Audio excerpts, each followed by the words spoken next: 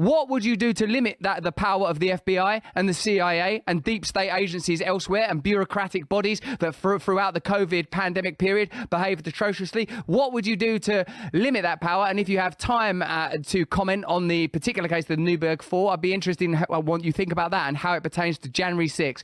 Was January 6th an insurrection, or was January 6th an FBI construction?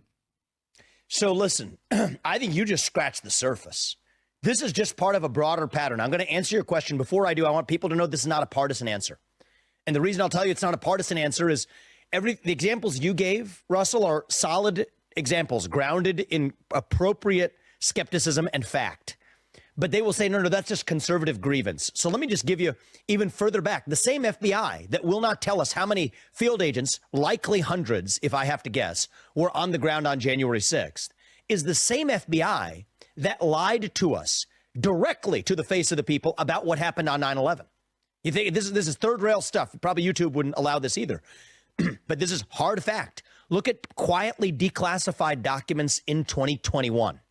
The FBI and the 9/11 Commission said that the 42-year-old graduate student from Saudi Arabia who suspiciously welcomed at the airport two of the hijackers and terrorists, who claimed that he just met them randomly at the airport, the most ridiculous story on earth, the FBI 9/11 Commission said, no, that's actual fact.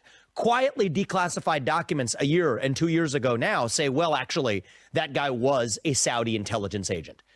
20 years later, they systematically lie. Same FBI that went back and incorrectly collected illicit tapes about Martin Luther King Jr., threatened him to commit suicide on the back of releasing those tapes. So why do I bring up those examples? Because those used to be so-called left-wing conspiracy theories that we now know to be true. What you raised today are so-called right-wing conspiracy theories. But this goes beyond partisanship.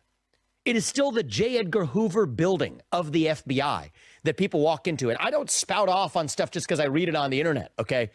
I'd encourage everybody to read a book that my wife and I are reading now. G-Man stands for Government Man. It's a Pulitzer Prize-winning book about the history of this institution, about the history of J. Edgar Hoover. This is a corrupt institution. This is an institution that creates the very sources of crime that they combat or claim to want to combat. So here's what I'll do. There are other people in this race, you've talked to some of them, I gather, who will make sort of false promises of, we'll reform it, I'll fire Christopher Wray.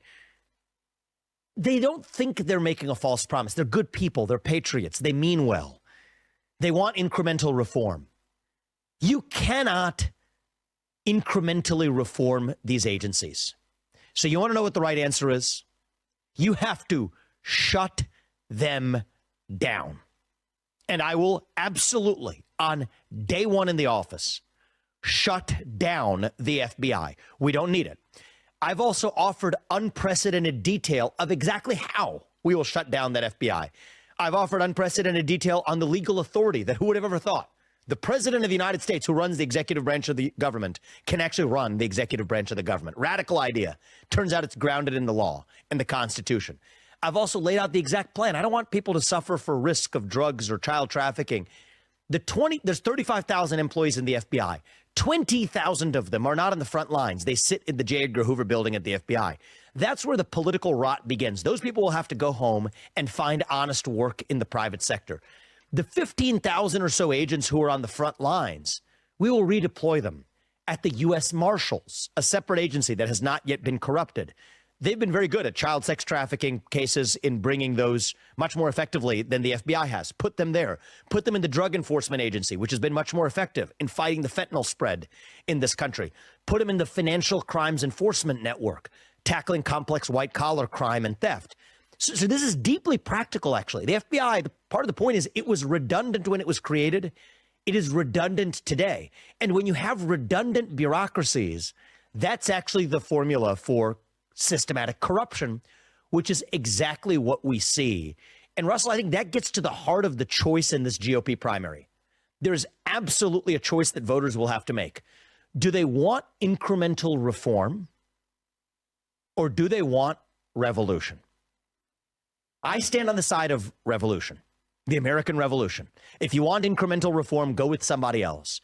If you want a quantum leap to revolution, that's what I'm actually bringing. Not violent revolution, but a revival of the ideals of the American Revolution. Yes, radical ideals that in 1776 gave birth to this nation. I stand for the radicalism of the American Revolution. And that's very different than the other candidates in this race.